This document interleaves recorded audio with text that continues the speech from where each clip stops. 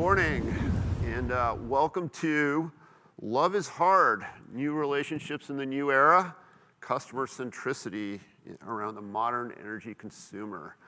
So what we'll be discussing is the journey that utilities are on around customer centricity, the ups, the downs, how information is informing business strategy, and hopefully long-term value creation. But before we dive in, let me begin with some introductions. My name is Eric Burkertz. I'm the CEO of Clean Energy Trust based in Chicago. We were formed in 2010 by Nick Pritzker and Michael Polsky, and our mission is to commercialize energy innovation. We do that by making seed investments in high potential entrepreneurs and startup companies, and then staying with those companies across their lifetimes to help them scale and succeed. We're different than traditional venture capital in that we're structured as a not-for-profit, so we can go in very early. We're not bound by time horizons, and we can take greater risks. Also, given our reach into the innovation ecosystem, we do quite a bit of work with utilities and large corporations around technology scouting and innovation initiatives. So with that, let me sort of go down the line and allow everybody here to introduce themselves, and then we'll dive into the dialogue. So, Nancy? Great. Well, welcome. I'm Nancy Bowie Thompson. I'm an elected board member at the Sacramento Municipal Utility District, also known as SMUD. We're the country's 6th largest public utility. We serve over 600,000 customers and 1.5 million people in Sacramento County. I represent the communities of Rancho Cordova, Galt, Wilton, and Folsom. I am in my 3rd term on the board, my 11th year as an elected on the board, and very proud to welcome you here to Austin as the chair of ETS this year. That's great. Hi, I'm Jill Anderson. I'm the Vice President of Customer Programs and Services at Southern California Edison. We serve 15 million people in Southern California. 50% of the energy is carbon-free, and we are on a path to go to 100% clean, which I'm really excited to be a part of. In my portfolio, I manage the customer programs, including all of our e-mobility, which is our electric vehicle work, solar storage, our efficiency demand response, and all the marketing, communications, and digital. Hi, I'm John Schultz. I'm president of Direct Energy Business, and we are the 2nd largest energy retailer in North America. We provide both natural gas and electricity primarily to businesses in about 23 different US states and every Canadian province. And Direct Energy is our go-to-market brand in North America. We're part of the Centrica. Centrica owns other brands in the UK, such as British Gas, and in Ireland, Bord Gas. And collectively, we serve over 25 million homeowners and businesses in deregulated markets around the world. And I'm Adam Menzies from CGI. We are one of the larger consulting firms in the world. We're about 75,000 consultants. We are headquartered in Montreal. Personally, I run or lead digital practices in the US, which we call CGI Next. I work a lot in the energy industry, but across industries as well, insurance, manufacturing, financial services, from kind of where I sit in the groups I lead, help design user experience, customer experience, machine learning, kind of where the next piece is going, both for us as a firm, but also our customers. And a lot of times we're helping our customers, like the folks here, help their customers with those experiences and kind of where they're going next. All right, terrific. So to sort of set the stage before diving in, so customer experience, customer centricity, customer choice, customer control, hyper-personalization. These are all themes that are swirling around the utility industry as the industry is working to not only meet, but to exceed sort of the needs of the modern energy consumer. And what I'd like to do is maybe focus in on the modern energy consumer and understand how you all are working to figure them out, and also what you're learning in that process. And Jill, if I may, Sure. Start with you. What methods is SoCal Edison doing to really understand the modern energy consumer? So we're getting very granular with how we're starting to understand our customer down to the individual. For years we've talked about customers as segments or as personas, but at this point now we definitely have the technology to finally be talking about customers as individuals. So we have a voice of customer tool that collects a survey from customers after a major experience they have with us. So if they talk to someone at our call center, they visit our website, they have an outage, they turn on a solar at their home, there's a whole host of experiences. And just with the typical kind of response rate of only about 10%, we're still collecting over 1,000 surveys every single day. So that's giving us a huge amount of data about what our customers want, what are their expectations, how are we delivering against those expectations. And we calculate a net promoter score effectively, and we're able to now really narrow in and say, okay, how are we doing in this district with this customer who has been with us for this many years or has this average bill, and we can cut it all different ways, which is really helping us with improving the experiences that we're designing. Yeah. It's really important to know your customer as people. I think, the millennial generation, my generation, we want to feel connected that you're listening to us. So what SMUD also does is surveys, but we have online communities with thousands of people in the district where we will float test programs before they even hit the street. So we have friends and family programs where we will pilot our SMUD app, or we'll pilot a new program, and we will let the community jump all over it and provide feedback, because we feel that if we can get that data up front, and if we can get their opinions before it hits our, our mass community, we're able to better understand if this app or if this program or if this project really meets those needs. Yeah, so much of what you read, around sort of the customer experience and customer centricity, is focused on the sort of the retail energy consumers. But John, you're working with a lot of businesses, large and small. Are you taking a different approach, or is it very similar, or? It's similar in some ways. I think about it as there's sort of two different ways that you can gather perspective on your customers, both from what their needs are and their, whether it's service or propositions you're trying to sell them. The first is you can ask them. And I think we all do that. We send out a lot of surveys. We do traditional NPS scoring. We do what's called journey NPS scoring, which is after you welcome a new customer, you ask them about it. After they use your call center, you ask them about it. And so you get NPS ratings at different points in the journey.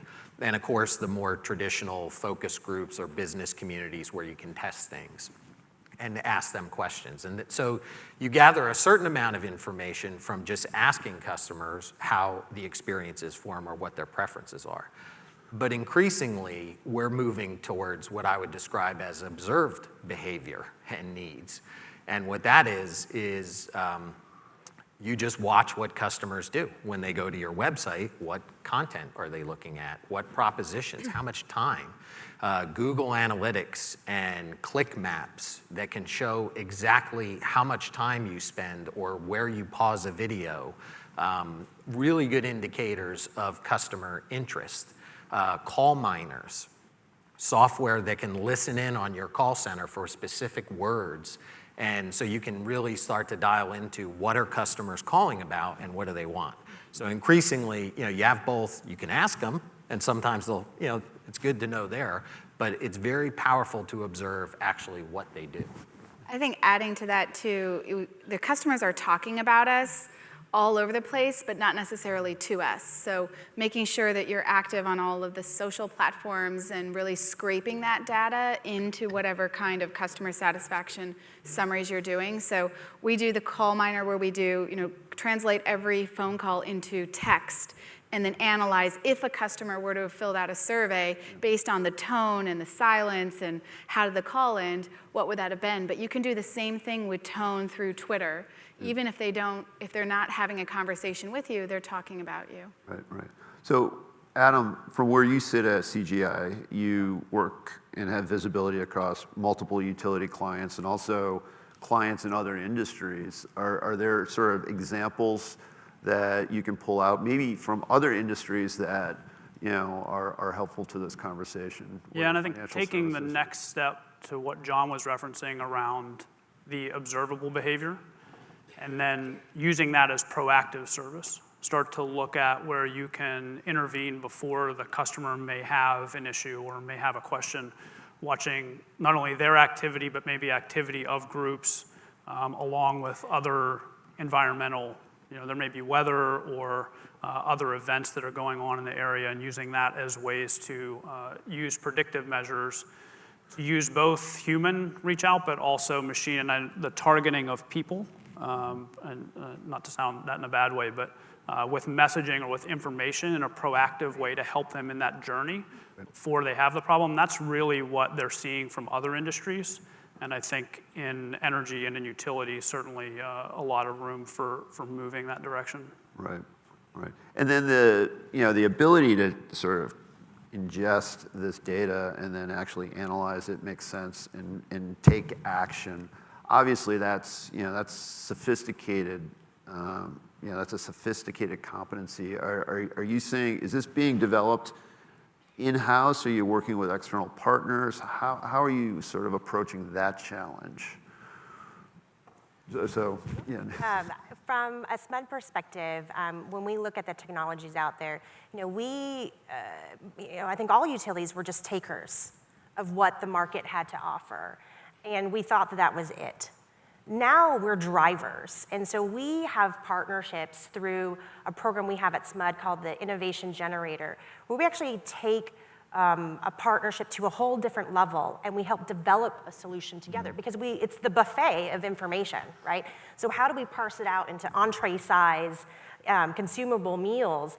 We just didn't see it in the marketplace. So with our IG, we partner with companies who help us move the needle, but we build that capital together as a partnership and hopefully release the system or software, and we'll take royalties from it, because we realized that we needed to have a stake and something more than just a consumer-buyer relationship, that we are able to drive these innovative technologies that I know won't just help us aggregate the data, faster, more efficiently, but help our industry. And so that's where we've really seen that the utility can help push for the things that we actually want to use that can help us better communicate and better understand our partners. And so I'm really excited. We have a partnership with OSI.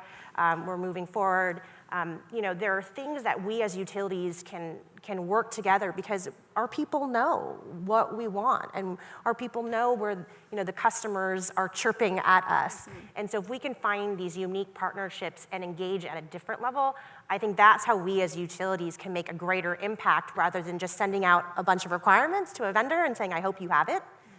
We can drive what we know that utilities need. Yeah, we certainly, I think everyone is in the market for this kind of talent right now. So it's highly competitive to attract and retain the people who are very good at coding, very good at dealing with data, the data scientists and engineers. So we're mission focused, and I think we've been able to attract a great crop of people with those skills, because we're working on fighting climate change, and we are in beautiful Southern California, but it's very competitive and hard to hold onto those skills. So I think it's important that you also have a mix of, as Nancy said, a partnership, not a vendor relationship, because when you are large enough, then you're able to customize their solution in a way that can be long-term and you can maintain it. Yeah, and for me, I think it's a mix. I think you absolutely can partner with people. There's no point in writing a call miner software or doing a website analytical it's all out there for you. But you have to have, every company needs to have a sort of core competency around really understanding your customers and an ability to digest the vast amounts of data. And it's all unstructured, right? It could be phone records, everywhere. Could be data logs. It could be things coming out of your billing system. The ability to pull all those bespoke pieces of information together in a meaningful way, which usually is at the heart of every company sort of data science program, to me has to be a core competency that we're trying to build internally. And I agree with you on the talent. It's tough out there. I never thought 5 years ago, like if you said, well, you'd be looking for data scientists, I'd be like, that's a made-up profession, whatever. No, we've had to like restructure compensation models because you just can't be competitive right now. Yeah, I think there's a challenge that we see in a lot of companies across industry where everyone has set up some kind of innovation lab or innovation team or something similar. And I agree that the best ideas still come from the shop floor where people are doing the real work. The challenge is the gap between the idea on the shop floor and that person having that idea is typically doing that work, and their specialty is not wrapping that idea in real business value, either for the company or for the customer, building a business case, saying this is what we should do, and then putting that up against other ideas so that you get the right thing into that innovation lab or that innovation center. And I think culturally, that's something that we've got to get better at, because a lot of the innovation that's going on in the world is pretty advanced and out there, but in reality, most companies, the innovation that will make a difference in the short term is pretty incremental things. It's not technologically crazy. Companies, to your point, John, aren't inventing these new things. They should be using platforms, low-code platforms, platform as a service, those types of things to get there faster with some incremental builds. But how do you know the right thing to build? And I think that's still a gap culturally in a lot of firms. And that's why we've changed the way we develop. So I think most utilities are very risk adverse, right? That's just utilities, right? Keep the lights on and rates low. And so SMUD, we've changed our whole development methodology. I mean, we are now an agile shop, which is hard for utilities to go from a 5-year waterfall plan, right? We've all been there. A year of requirements, a year of design, a year of development. And by the time you release the system, it's already obsolete. And so changing our internal workforce to think in that agile way wasn't easy. It's still a work in progress, but we have to move faster. We have to get the products out faster. People are expecting new things, new tools every day. Just to say we released SMUD Energy Store 2 years ago, well, that was 2 years ago. It's what have you done for me lately? And that's why we've had to change the way we develop. So we're getting richer data. We're getting more sophisticated in analyzing that data. So what are you guys learning? Like, what's been surprising and what's been changing compared to a few years ago? Any great sort of surprises or insights? John, I don't know if... My perspective is businesses, so I'm going to focus on businesses and their needs. And I think in some sense, it hasn't changed a whole lot, right? Businesses want very affordable, reliable energy. That's at the crux of what they do, because they're in business to do something else. It's not to consume energy, but we all need to consume energy. Where I definitely see a difference is in the areas of sustainability, for example. If we look at what's happening in the United States, you have regulatory requirements where I think 30 different states have some sort of renewable portfolio standard, which is creating demand for renewable energy and is resulting in lower cost to deliver that. But you see a lot in corporate America. I think 50% of the Fortune 500 have some sort of stated sustainability goal. We have 170 global companies that have signed up for what's called RE100. That is a voluntary commitment to be 100% renewable energy in your consumption across your footprint. I think at the latest by 2050, most of them are shooting for before that. So helping customers achieve their sustainability goals is much bigger for us. And the second one I point out is resiliency. So the increase of storm-related outages And just the frequency by which businesses experience these outages, there's a real desire and need and economic sense that customers are starting to talk to energy companies about, how do I build that resiliency on site into my operations? So if the lights go out, because we have flooding in Houston, I don't lose millions of dollars of inventory at my grocery store, right? I'm the grocery store that can keep the power on. So those are, I think, what's sort of new in the space in the last couple of years. And from our perspective, we realize our customers want a relationship more than just a bill every month. I think that was the focus, right? Get the bills low and on time, and that's it. And so what's surprising is that our customers want to engage with us on all channels. Twitter, Facebook, Instagram, YouTube. I mean, people don't check the outage map anymore. They tweet at us. I'm at 5486 Mossy Stone. When am I going to be back on?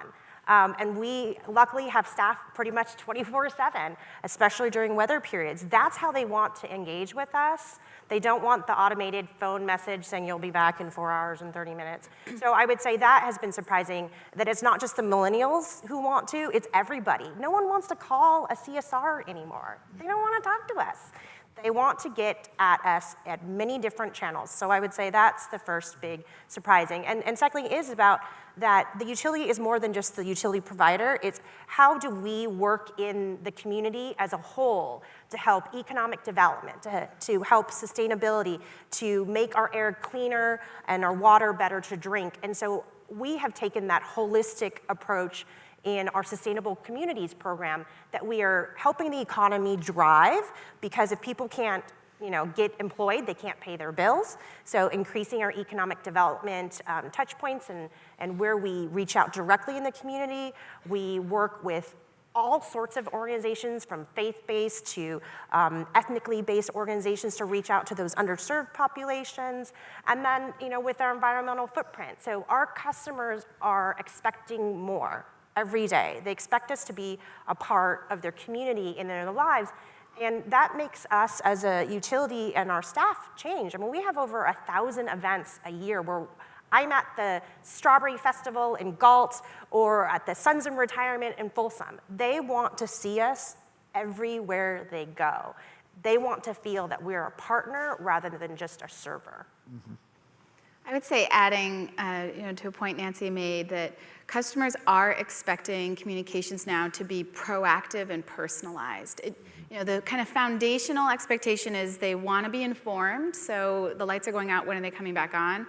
And they want everything to be easy. They don't want to have to think about us. I don't know if all of our customers are as excited about SCE being in their lives as much as Nancy describes SMUD, but they want, when they do interact with us, for it to be very simple. But more and more, they don't want to have to go type in their address. They do want an immediate ping when their lights to go out. They want a text message that says, we know your lights are out, we know you're at this address, and the crew has already rolled. So we've been doing things like putting more technology into the hands of our field crews so that they can provide those same real-time updates that then we can get directly back to the customer.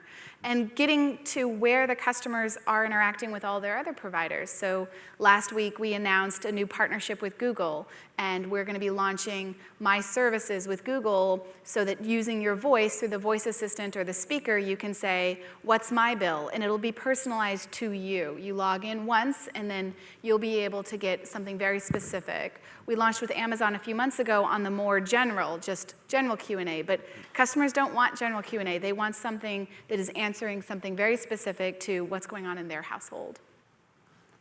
I think it's interesting, we talk a lot about channels and what channel people choose. I think for the last number of years, we've kind of had the mantra of channel of choice, and when someone chooses a channel, you have to serve them on that channel. Don't push them to a phone or to a different channel for that problem. So you know where they are in that journey, and they've chosen text or Twitter or whatever that channel is. But CSAT scores actually are not what we thought they would be when we have to switch someone, as long as we explain why that's the reason in the journey, that we need you to switch to this channel so we can give you these things or give you this information or get this information from you, because this channel can't do that. Where I think we expected that to mean very low CSAT scores anytime we push someone off their channel of choice. But if you have the right context and you know where they are in their journey, you know them personally, we just haven't seen that. And people are pretty satisfied with that service as long as they know why that's happening. I think that's a change of the customer, right? Before, if you talked about them too much, they're like, why do you know? Like, how do you know all these things? Now it's expected that we know their usage, their wants and needs before they even think about it. And that's the difference. I mean, I think as generations change, we're much more open to knowing that our stuff is out there. People know about us. And I like it. I always say, click yes, because I want to think about it less. So if you can think more for me, great for me. And if that means giving up all of my usage, people are comfortable with that now, where they weren't so comfortable even 5 years ago. It was seen as Big Brother, and I think that's a big change, that we have to be able to provide those services for the people who want it and need it yesterday. I think there's an awareness of digital users, especially as people come up through generation, that they are paying for those services with their data. So when you use Google Docs or Gmail, you don't just magically get free email. You're paying for that with your data. That's the currency that you're paying the company for that service for. So I think that's helping people be more open about giving that up. Yeah, I guess the inherent in this conversation, though, right, is trust has to be paramount, right? And if you are dealing with customer data, that trust can be shattered in a heartbeat if that data isn't handled appropriately. And how are you all thinking about that element of taking this data that's coming in, creating new products, services, offerings, personalization, yet making sure that you don't trip that wire and shatter trust? Yeah, I was going to say that we can't underestimate the importance of trust and privacy, and we collect a tremendous amount of information about our customers. We know their credit scores and their average incomes and how long they've been with us, and we know a lot of information about the customer, and we have to make sure that we're managing that with integrity. There are laws certainly that govern how we even communicate with customer, whether we even text them, whether they've given us the permission to text them.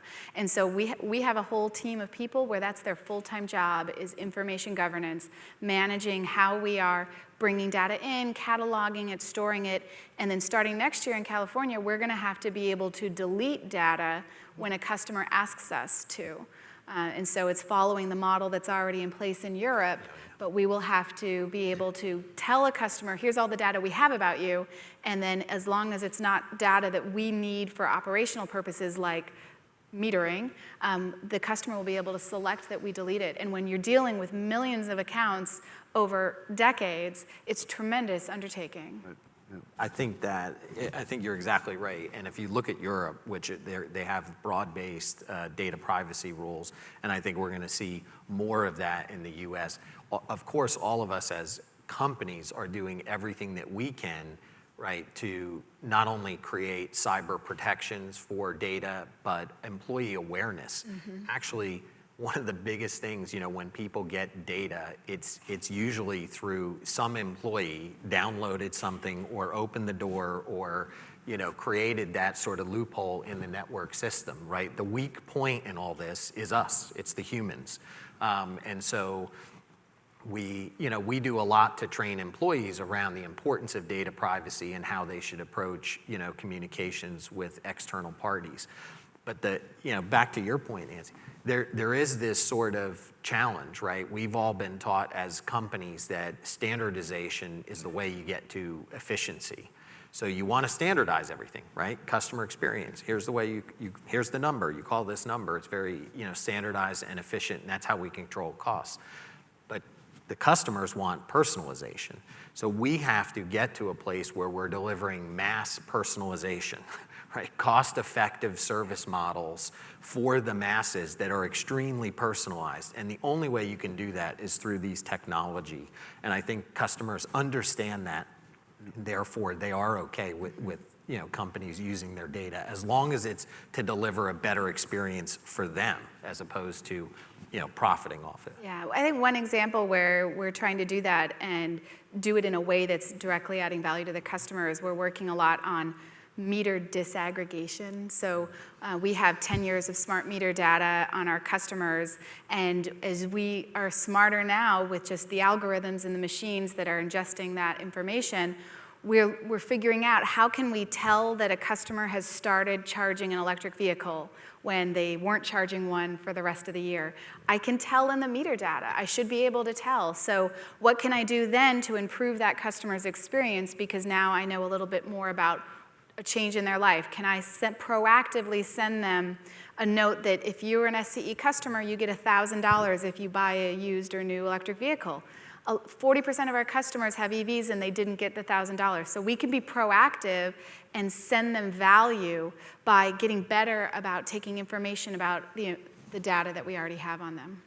Just to expand, Jill, you mentioned earlier about talent.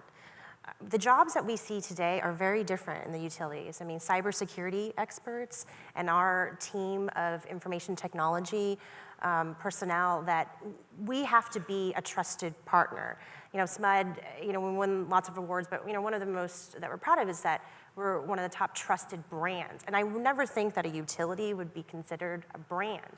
But what that means to us is that my constituents, the people who vote for me every 4 years, trust us enough, and they know that we have a team of cybersecurity analysts and information technology staff to protect their information. Because as much as they do want to know that we know, they want to know that we're using their energy and their usage data appropriately. And so that stream of jobs and the protection that we communicate with our constituents, that we are investing the right amount of money, which grows year in and year out, to make sure that, yes, we're going to give you the new tools to help you, but at the same time, we have the people on staff that will protect your data, to the extent that we can. And I think that's really important to continue that relationship is, I want to use your data, but we are going to be that trusted partner. Yeah, I think at CGI, we do something called Voice of the Customer as well. It's 1,500 companies around the world. We do face-to-face executive interviews.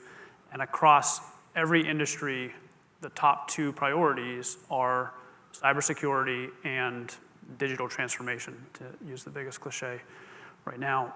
So those are 2 kind of juxtaposed things that, okay, we have to transform and give this experience, but at the same time protect everything, and with GDPR be able to erase everything at any moment's notice.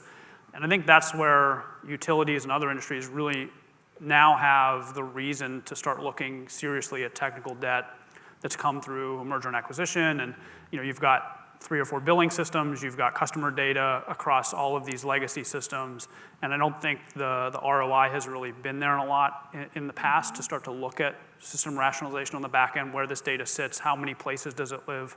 I think now that's coming to a point where the ROI makes sense. But then what's interesting is, and I was reading that data again this morning, preparing for this, and the number 1 challenge that leaders see is culture. It's not technology. Most of the technology we know can be done, but to your point, and the talent and how we work together, how employees are trained for these things, if we're really going to have innovative transformation going on, how do we build innovative culture? And that means different talent, different people with different backgrounds that are coming into these spots than we've seen in the past. Yeah, and so that's sort of a great sort of question that we can sort of bring it home on, right? So we've talked about data, we've talked about analytics, we've talked about customization and personalization, trust, putting the customer central and first. But all of that is not something that you can achieve by just bolting these new paradigms onto a legacy kind of culture or organization, right? So, I mean, I imagine there's some pretty significant cultural transformations taking place across all your organizations. Are there kind of particular opportunities and challenges that you see? I would say that we're not going to be able to achieve really a customer-centric culture just through reorganizing what we do already. And sometimes that's the go-to move. Let's like name someone a chief customer officer and put everything under them, and then we're good. The real, to me, utopia is if we can get everyone in our organization to feel like they are along with us in the customer experience business. Instead of feeling like I have customer service in my job title, so I'm responsible for the customer, but someone else has grid in their title, so they're not responsible for the customer, they're responsible for the copper.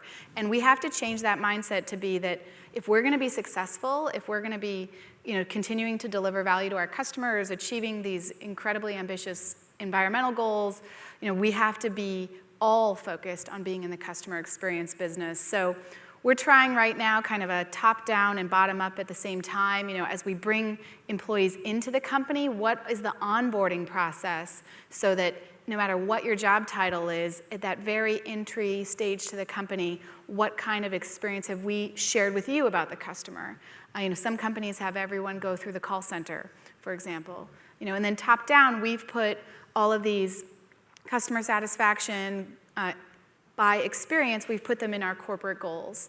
So all of those surveys are now going all the way up to the top in how the company is judging its overall performance. Yeah, I think, and it's not always technology, to your point, right? I was on a panel with a CIO of a utility in the East a few months ago, and they had just reorganized the physical space in their building to put teams together in what they called neighborhoods that were really based on the full customer journey. We work with some customers where the person who does customer service for a customer has never met the person who does billing or account, the collections or something on that type of account, or who set up their account in the first place. So they're working on teaming people together in physical spaces that are the customer journey. So there's different people from each department in that journey that are sitting co-located together so they know kind of how that chain goes. I completely agree, because we have to touch and change the minds of each of our employees, because they are the ones who are meeting with our customers. And so I'm really proud of SMUD and our employees. I mean, every year, our employees, all over 1,500 of them, 2,100 out in the field, they communicate with our customers, not only in their jobs, but in the community. I mean, our employees raised $400,000 on their own last year for community programs and partnerships. This was driven by employees, SMUD Cares. We have our employees that have a year-long team building together to grow not only their leadership skills, but work with communities and programs that they can provide our SMUD expertise, but they're connecting. We're seeing that we have to bring in more than just the utility perspective when we speak to our employees. We bring in outside speakers, have motivational days. I mean, I think a lot of public utilities, they just see themselves as a government agency, and that we can't model ourselves against true companies who care. And so really taking the government out of serving and just saying we are a future-forward company with employees who are active in the community, who want to grow personally, because that's another thing. There's not a lot of power engineers to go around. I mean, we have one that's been with SMUD for 37 years, but there's not a lot of them. So how do we take people in non-traditional jobs that want to come to SMUD? We can train the utility side, right? But we can't train good. We can't train nice. And so, how do we get those people that want to come to our utility as their employer of choice? That's having gyms on campus, that's having, childcare on our facility. We have to change the way that we're engaging our employees to make them the best employee that it can be, so that they can reach out to the customer and really connect on a different level, because they feel like they're part of something and not just a governmental agency that's here to collect your money. I think that's been a huge change. Really proud of our CEO, Arlen Orchard, and all of our executive staff, because they care from the bottom up. And that is the difference, I think. And when you look at performing companies and utilities, it's not just the people in the gilded cage that are, directives. It's from the lineman to the CSR. They have the same capacity to outreach, and they have the same capacity to grow, because we're giving them those skills to be able to grow into the next position. Great. So we apparently have Slido set up where people can submit questions, and then those will be read out to us. We're not going to do Slido, just regular questions. Oh, we are? Okay. I can't see anything. It's really bright up here. So I don't know if somebody in the audience can help. Oh, that's better. So are there questions for the panelists? Everybody's hungry? There's a question.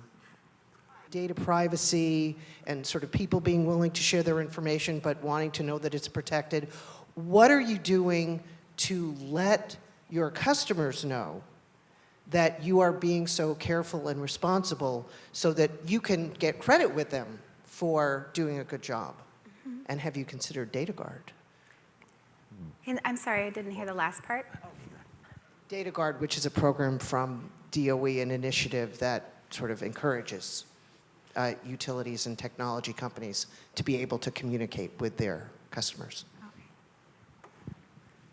Sure. I mean, from a SMED perspective, I mean, we are incredibly transparent, and that's the thing. It's communicating through the various channels as to how we're protecting your data. So whether it's on our website or tweeting, I mean, we feel that we need to let people know this is the direction, and these are the things XYZ that we're doing. So communication and data protection is a two-way street, right? People want to give you their data, but they want to know it's protected. And so, as board members, as people in the community, through all of our channels, we communicate that we are here, we have protocols, we have strict, if a third party needs your data, I mean, we are very clear with our customers. I think they appreciate that. That transparency through all channels is appreciated. Yeah, the third party point is very important, and I think it's just going to be growing as our business gets more and more complicated. So what we do with our customers is when we are working with a third party who is using their own brand but might be saying, in partnership with SCE, we make sure it's clear that when they do authorize that third party, that they understand what is the data that's going to be shared with the third party. They don't need all the data we have. Maybe they're just getting interval data for metering, or maybe they're getting just the solar production, whatever is the slice of the information. So we make that clear. That can sometimes make it challenging with the third parties, right? Because we say we can't just give you everything. We have to give you what the customer has authorized us to give you. So it requires a lot of discussion and appropriate structure set up in the agreements that we have with our partners to make sure that we're still protecting the customer. You're in this unique position of having to implement GDPR-type Yes. protections in California. So I was wondering, what accelerated your data maturity and your organizational design around data more? Was it the desire to get close to the customer, or are you seeing an even greater acceleration because of this GDPR-like legislation? So I would say we were really motivated by the desire to deliver more value to the customer, and because we see competitors out there who are making those promises. Like, how many people have said, if I could just get all the utility data, I would solve all the world's energy problems. So we have all that data. So why haven't we solved all the world's energy problems, right? So it started really with us wanting to make sure that we're extracting enough value for the customer based on all the information that we have the privilege of already having, and then that we could structure the relationships with our partners appropriately so that the customer is still getting value. Now, coming right down the road at us is called California Consumer Privacy Act, and that is the European GDPR that's coming to California that I would say we're going to be first out of the gate, but it's going to sweep across the country. And so what that is really accelerating is for us getting that data all together in an organized fashion so that we can be responsive to the legislation that requires action on the data. But we're also looking at it from the lens of how does that going to actually help us do our job better too? Because as Adam pointed out, we're all working in this patchwork of legacy systems with databases here that don't talk to databases there that aren't being, so how do we use this new requirement as an opportunity? And I think the one thing I would build, for us as a global company, the challenge is just expanded, right? Because every jurisdiction that you're operating in, every state, it's just a patchwork of rules around not only how the market is structured, but data privacy. And the driving goal is you want to deliver better outcomes for your customers. And so I think that's where it fundamentally starts, and you start to gather data that enables you to take insights and deliver better propositions, more tailored services, and a personalized experience for them. But the challenge of managing all that data and the rules that you need to follow jurisdiction, I know you're both focused on California, but if you had to expand that across 20-something other states and multiple countries, it just gets very, very complicated. And the reality is that the monopolies of yesterday will not be the monopolies of tomorrow. Our customers are no longer just our customers. People are plucking them off. We as SMUD, we're plucking them off through community choice aggregation. So that's why we have to move on data, because we cannot guarantee that the 615,000 customers will be 615,000 customers. So we have to move because somebody will move us out of the way. All right, well, that concludes this panel. We're all around today, so if there are other questions, please find us and ask. So thank you all. Thank you. Thanks.